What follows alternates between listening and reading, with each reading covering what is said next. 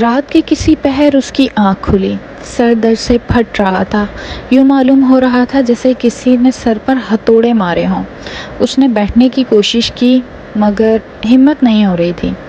دھیمے دھیمے وہ اٹھی اور بیڈ سے ٹیک لگا کر بیٹھ گئی اور سوچنے لگی، آخر ہوا کیا ہے؟ اس کے ساتھ اس کی ہنستی کھیلتی زندگی میں یوں ایک طوفان کا آ جانا کسی دھچکے سے کم نہیں تھا۔ جو سب کچھ اس کے ساتھ ہوا تھا اس نے کبھی گمان بھی نہیں کیا تھا، مگر قسمت کو کیا پتا کہاں سے کہاں لے جاتی ہے انسان کو۔ اس نے اپنا سر گھٹنوں پر ٹکا لیا، زوردار آواز سے دروازہ کھلا اور اسی طرح بند بھی ہو گیا۔ اس نے سر اٹھا کر دیکھا تو وہی شخص جس کی وجہ سے سب کچھ ہوا تھا آنکھوں میں تیش لیے اس کے سامنے کھڑا تھا۔ اس نے آگے بڑھ کر زور سے اس کا جبڑا پکڑ لیا۔ پکڑنے میں اس قدر شدت تھی کہ آنکھوں سے بے اختیار آنسو نکل گئے۔ اٹھو فوراً، اس نے ناسمجھی سے ظالم کی جانب دیکھا۔ سنائی نہیں دیتا تمہیں؟ بہری ہو کیا؟ اب کی بار وہ چلایا۔ وہ فوراً سے کھڑی ہو گئی۔ گرفت ابھی بھی مضبوط تھی، اب وہ بالکل اس کے مقابل کھڑی تھی۔ مجھے درد ہو رہا ہے، الفاظ ٹوٹے ہوئے ادا ہوئے۔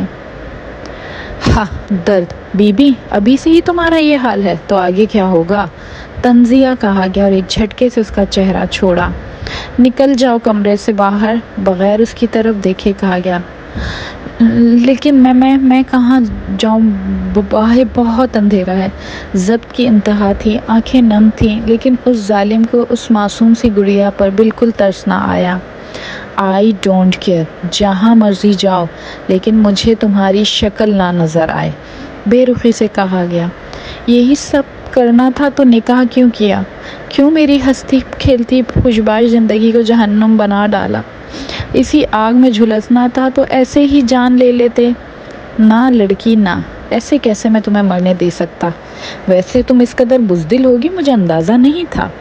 ابھی سے ہی موت کی گزارش کر رہی ہو، جبکہ ابھی تو کیا کچھ نہیں کرنا ہے میں نے، ابھی تو یہ شروعات ہے، تمہیں تو یہ سب ساری زندگی برداشت کرنا ہے۔ تنزیہ مسکراہٹ اور تلخ لہجے میں کہا گیا۔ آخر آپ مجھ سے کیا چاہتے ہیں؟ میرا کیا قصور ہے جس کی مجھے سزا دے رہے ہیں؟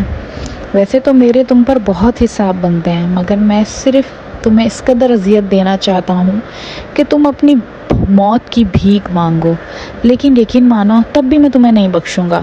غصے سے اس کی کلائی تھامتے ہوئے کہا گیا۔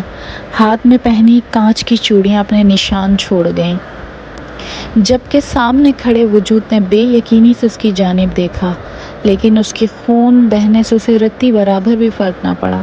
اس نے اسے پکڑا اور تقریباً گھسیٹنے کے سے انداز میں سے کمرے سے باہر نکالا اور دروازہ بند کر لیا۔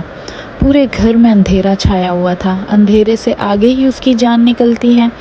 دروازے کے باہر اپنا دوپٹہ زور سے تھامے سر گھٹنوں پر ٹکا کر بیٹھ گئی اور آیت الکرسی کا ورد کرنے لگی۔ اسی دوران جانے کب وہ نیند کی وادیوں میں گم ہو گئی۔ صبح اس کی آنکھ کھلی مگر وہ ایک دم حیران ہوئی تھی، کیونکہ وہ نہ زمین پر کے بجائے بیڈ پر تھی۔ میں تو باہر تھی، اندر کیسے آئی؟ آگے کی سوچ ہی اس کی دھڑکن بڑھانے لگی۔ ابھی وہ سوچ رہی تھی کہ باتھ روم کا دروازہ کھلا، وہی شخص باہر آیا۔ وہ فوراً سیدھی ہو کر بیٹھی۔ یوں تو سامنے کھڑا شخص بال برش کر رہا تھا، لیکن توجہ بیڈ پر بیٹھی نفوس پر تھی۔ اس کا یوں فوراً اٹھ کر بیٹھ جانا سامنے کھڑے شخص سے چھپا نہیں رہا تھا۔ وہ بیڈ پر نظریں جھکائے بیٹھی تھی اور اپنے ہاتھوں کو مروڑ رہی تھی۔ وہ شخص اس کے قریب آیا، اس کے کولون کی خوشبو ہر سو پھیل چکی تھی۔ بے دردی سے اسے تھاما اور کھڑا کیا۔ زیادہ خوش فہمی پالنے کی ضرورت نہیں ہے، سمجھی؟ تم کمرے میں تمہیں جگہ دی ہے تو یہ مطلب نہیں کہ دل میں جگہ بنا لو گی، یہ بات اپنے دماغ میں بٹھا لو۔ آہل تیمور خان کسی کا نہیں ہو سکتا، کسی کا بھی نہیں، غصے سے دھاڑتے چہرے کو مضبوطی سے پکڑ کر کہا گیا۔ آنکھوں سے دو آنسو ٹوٹ کر گال میں جذب ہوا۔ اس نے ایک جھٹکے سے اس کا چہرہ چھوڑا اور باہر کی جانب بڑھ گیا، جبکہ وہ پیچھے کھڑی اپنی قسمت پر روتی رہی۔ وہ شخص بظاہر تو بہت حسین تھا، کوئی بھی اس کی خوبصورتی کا اسیر ہو سکتا تھا۔ لمبا قد، چوڑا جسم، ہلکے بھورے بال جو کہ پیشانی پر بکھرے ہوتے تھے، ہلکی بھوری آنکھیں، گوری رنگت، چہرے پر بیئرڈ اور ہر وقت چھائی سنجیدگی اس کی شخصیت کو مزید پرکشش بناتی تھی۔ لیکن اس قدر پتھر دل اور شفاف ہو سکتا ہے یہ تو صرف وہی جانتی تھی، لیکن اس کے پاس یہی واحد سہارا تھا، تو سب کچھ برداشت کرنا بھی اب اس کی مجبوری بن گیا تھا۔ کچھ دیر یوں ہی کھڑے رہنے کے بعد وہ فریش ہونے چلی گئی۔ باہر آئی، شیشے کے سامنے کھڑا ہو کر وہ اپنا معائنہ کرنے لگی۔ لمبے سلکی بال، گوری رنگت، چہرے پر معصومیت، ہلکی بھوری آنکھیں، ان پر لمبی گھنی پلکیں ان کو مزید پرکشش بناتی تھیں۔ خوبصورت تو وہ بھی بہت تھی، بلکہ اپنے نام طور کی طرح۔ مگر خوبصورتی سے کیا ہوتا ہے، اصل بات تو قسمت کی ہوتی ہے۔ گہرا سانس لے کر وہ بیڈ پر آ کر بیٹھ گئی۔ اس کی نظر اپنی کلائیوں پر پڑی جو کہ زخمی تھے۔ اس نے افسوس سے ان کی جانب دیکھا۔ گوری کلائیوں پر زخم کے نشان واضح تھے۔ رات سے اس نے کچھ نہیں کھایا تھا۔ اس کو بھوک کا احساس بھی ستانے لگا۔ وہ اٹھی اور کمرے سے باہر نکل گئی۔ اندھیرے میں وہ گھر کو نہیں دیکھ پائی تھی، اب تو کافی حیرانگی سے گھر کا معائنہ کرنے لگی۔ یہ گھر 2 کمروں پر مشتمل تھا، ایک کمرہ اوپر جبکہ ایک نیچے کی جانب تھا۔ سیڑھیاں لاؤنج سے اوپر کی جانب جاتی تھیں۔ لاؤنج کافی بڑا تھا، اس میں موجودہ فرنیچر ہی اعلیٰ ذوق اور نفاست کا معلوم ہوتا تھا اور ہر جگہ کو بہت خوبصورتی سے سیٹ کیا گیا تھا۔ لاؤنج سے باہر نکل کر گیراج تھا اور ساتھ کافی بڑا لان تھا۔ پھول اور پودے اس گھر کی خوبصورتی کو مزید بڑھا رہے تھے۔ پورا گھر ہی خوبصورتی سے سیٹ کیا گیا تھا۔ وہ پورا گھر دیکھ کر کچن میں چلی گئی۔ کچن بھی بہت خوبصورت تھا۔ اندر ہی ڈائننگ ٹیبل پڑا ہوا تھا۔ اس وقت گھر میں اکیلی موجود تھی۔ بھوک کا احساس مزید بڑھ رہا تھا۔ اس نے کیبنٹس کھولیں اور اشیاء کھنگالنے لگی، مگر بے سود۔ بالآخر اس نے فریج کھولی، لیکن خالی فریج اسے منہ چڑھا رہا تھا۔ تھک ہار کر وہ واپس کمرے میں چلی گئی اور اس شخص کو کوسنے لگی۔ وہ بھی اسے کوس ہی رہی تھی کہ کمرے کا دروازہ کھلا اور وہی شخص کمرے میں داخل ہوا۔ اس کے ہاتھ میں چند شاپنگ بیگز تھے، وہ اس نے بیڈ پر پھینکے۔ ان میں کپڑے ہیں تمہارے، چینج کر لو اور نیچے آ کر کھانا کھا لو، اس نے حکمی انداز میں کہا اور باہر چلا گیا۔ طور کی نظریں اپنے کپڑوں پر پڑی، وہ ابھی تک نکاح والے لباس میں ہی موجود تھی۔ وہ بھی اٹھی اور اس نے فوراً کپڑے تبدیل کیے اور نیچے آ گئی۔ آہل لاؤنج میں بیٹھا صوفے سے سر ٹکائے آنکھیں موندے بیٹھا تھا۔ وہ خاموشی سے کچن کی جانب بڑھ گئی۔ ٹیبل پر شاپر پڑے تھے، وہ اس نے اٹھائے اور کھانا نکالنے لگی۔ کھانا نکالنے کے بعد وہ باہر کی جانب بڑھ گئی۔ کھانا لگ گیا ہے، نظریں جھکائے ہاتھوں کو مروڑ کر کہا گیا، جبکہ بات کرتے وقت ہونٹ لرز رہے تھے۔ آہل نے آنکھیں کھولیں اور اس کی جانب دیکھا۔ وہ اسی کے لائے ہوئے لباس میں موجود تھی۔ اچھا، وہ کہہ کر اٹھا اور کچن کی جانب بڑھ گیا۔ وہ اس کے پیچھے لپکی۔ کھانا خاموشی سے کھایا گیا۔ سب کچھ سمیٹ کر کمرے میں کافی لے آؤ، وہ حکم دیتا بغیر اس کی بات سنے اوپر کی جانب بڑھ گیا۔ طور نے برتن سمیٹے اور اوپر کی جانب بڑھ گئی۔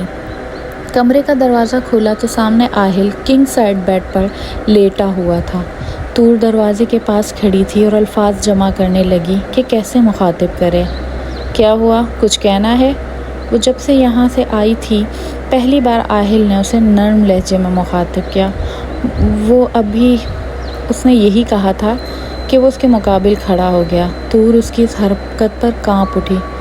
کیا وہ؟ آہل قریب ہوا۔ آج وہ طور کو حیران کرنے پر تلا تھا۔ کافی کا سامان نہیں ہے، اس نے دھیمے لہجے میں لڑکھڑاتے ہوئے کہا۔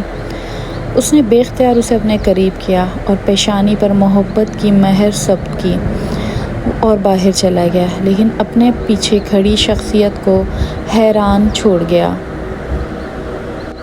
آہل نے گھر کی تمام ضروریات کا سامان ڈرائیور سے کہہ کر منگوا لیا، جبکہ ابھی تک وہ گھر نہیں آیا تھا۔